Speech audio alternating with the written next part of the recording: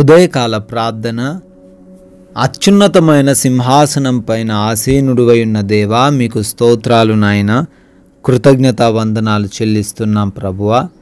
గడిచిన రాత్రికాలమున తండ్రి, మీ యొక్క ఉన్నతమైన కృప మాపై కుమ్మరించినందుకు స్తోత్రాలు అయా. ఈ ఉదయకాలమున మా అందరినీ సజీవ లెక్కల్లో నిలవబెట్టినందుకు వందనాలు తండ్రి. కృతజ్ఞతలు చెల్లిస్తూ ఉన్నాం ప్రభువా. తండ్రి, ఈ రోజున మా ఆలోచనలు కాదు, మా సొంత నిర్ణయములు కాదు, మా తలంపులు కాదు, కానీ మీరే తండ్రి మా జీవితంలో మీ చిత్తాన్ని నెరవేర్చండి. మీ చిత్తము మాకు మంచి చేసేదిగాను, మా జీవితాలను కట్టేదిగాను ఉంటుంది గనుక మీ చిత్తానుసారంగా మా జీవితాలను ఈరోజు నిర్మించమని అడుగుతున్నాం ప్రభువా. Yes Lord. జ్ఞానమును విడువకయుండిన ఎడల అది నిన్ను కాపాడును అని సామెతల గ్రంథం 4వ అధ్యాయం 6వ వచనం ద్వారా తెలియజేస్తున్నారు తండ్రి.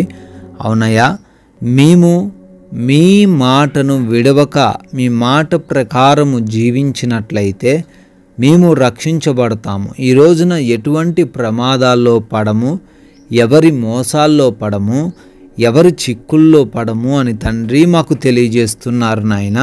ఈ రోజున జ్ఞానమై ఉన్న మీ వాక్కును ఎప్పుడు కూడా అనుసరించేవారిగా, ఆ వాక్యాన్ని హృదయంలో భద్రపరుచుకొని ఈ రోజంతను జీవించేవారిగా మా అందరినీ కూడా నిలవబెట్టండి తండ్రి.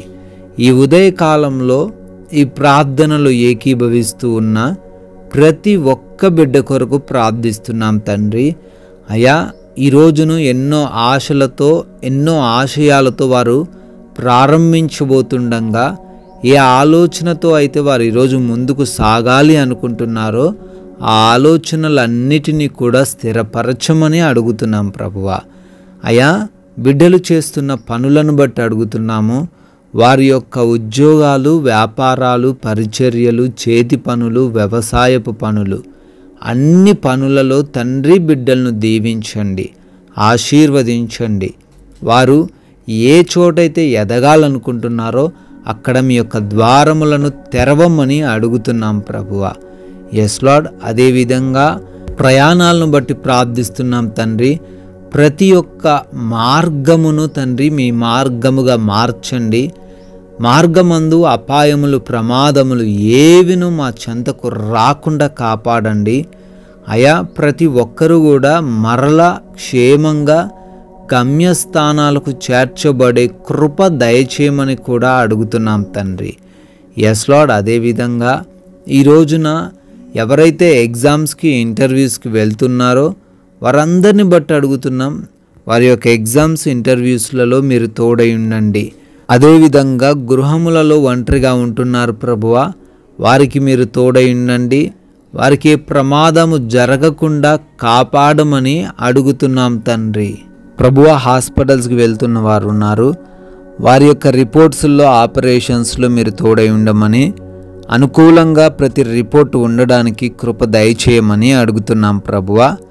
తండ్రి, ఈ రోజున అనారోగ్యము ఎవరికీ లేకుండా, ఆర్థిక ఇబ్బందులు ఎవరికీ రాకుండా సహాయం అనుగ్రహించండి. ఆత్మీయ జీవితాన్ని తండ్రి ఇంకా వృద్ధిపరచండి. ప్రతి బలహీనతను కొట్టివేయండి తండ్రి.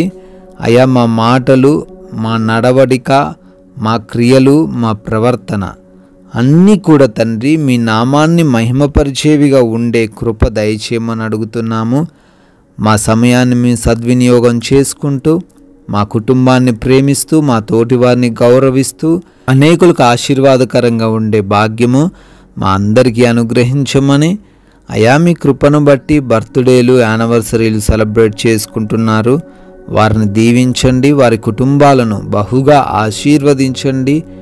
మేము కొందరికైనాను మీ యొక్క ఉన్నతమైన నామాన్ని ప్రకటించేవారిగా, రాజ్య సువార్తలో పాలిభాగస్తులుగా మా అందరినీ నిలవబెట్టుకోమని జీవము కలిగిన యేసుక్రీస్తు వారి నామంలో ఈ ప్రార్థనను అడిగి వేడుకుంటున్నాం తండ్రి. ఆమేన్.